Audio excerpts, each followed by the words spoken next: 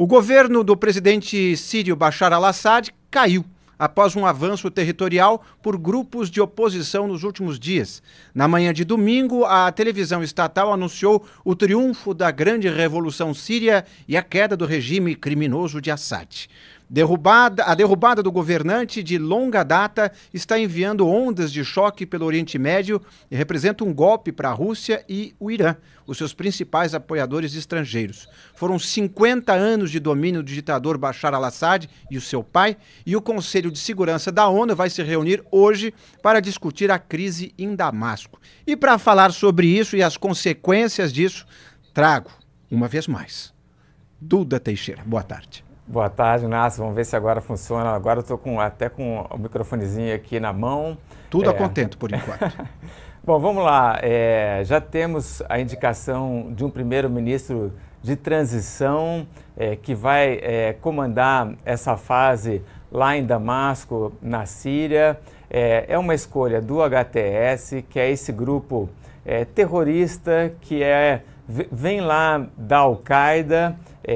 E ele já estava em negociação ali com o pessoal que era o ex-primeiro-ministro do Bashar Assad. Então, a princípio, teremos aí uma transição. O que vem depois, para saber o que vem depois, a gente olha como é que foi o passado desse primeiro-ministro, né? Ele governou as cidades que estavam sob o controle do HTS no noroeste da Síria. Então, Idlib, por exemplo, também Alepo, que foi conquistada mais recentemente, e eles permitiam a tolerância religiosa. Então, também tem frases aí, declarações do Jolani, que é o comandante do HTS, dizendo que essas minorias não podem ser exterminadas. Eles também permitiram que as mulheres continuassem fazendo faculdade, seguindo as suas carreiras, mas não permitiram em momento algum liberdade de expressão. Então, qualquer um que criticasse o regime era severamente punido, também não teve eleição. Então, vamos ver aí, né, o que vai acontecer. O Jolani, que é o chefão também, muitas vezes dava declarações com membros, por exemplo, das minorias cristãs ao lado. Então, ele faz uma sinalização de que não vai ser um Talibã governando a Síria, mas ainda há várias dúvidas sobre o que vai ser isso aí. E também hoje começa uma nova guerra.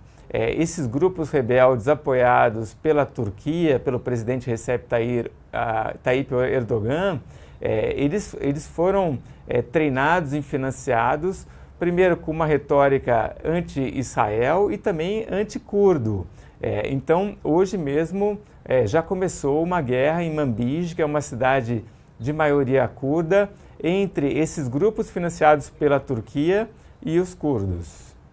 E você acha, Duda, que esse discurso, digamos assim, um pouco mais conciliador antes de uma ascensão pode ter sido só um jogo de imagem para conseguir não causar uma oposição mais ferrenha, mas uma vez no poder eles mostrem as garras e aí sim intolerância em todos os sentidos e, portanto, a prática seja um pouco diferente do que eles pregaram enquanto ainda eram oposição? Inácio, cobrindo aí essa área de internacional, eu sempre fico com o pé atrás quando qualquer grupo terrorista assume o poder. Agora, o que é interessante é que, mesmo com o HTS conquistando Damasco e iniciando essa nova fase, milhares de sírios que estavam na Turquia, no Líbano, em outros países, entraram nos seus carros, eles eram refugiados e estão se dirigindo agora para a Síria.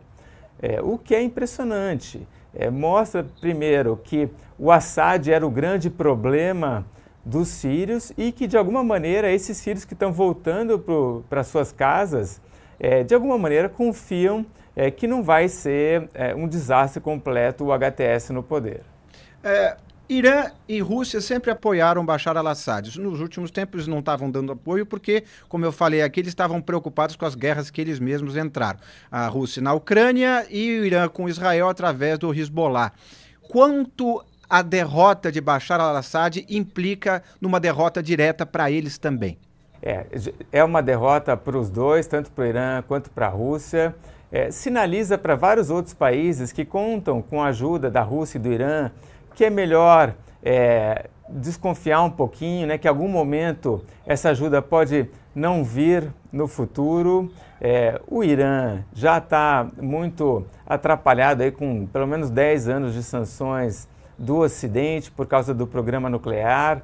Também entrou numa guerra direta aí com Israel, não conseguiu apoiar o Bashar Assad.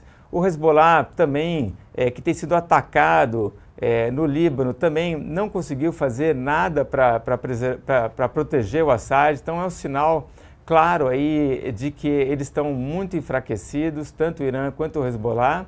E o que foi mais surpresa foi a Rússia. Porque a Rússia tem uma base marítima em Taurus, tem uma base aérea em Latáquia, e a Rússia meio que não fez absolutamente nada. No momento em que as pessoas, muitos analistas acham que a Rússia está levando a melhor na Ucrânia.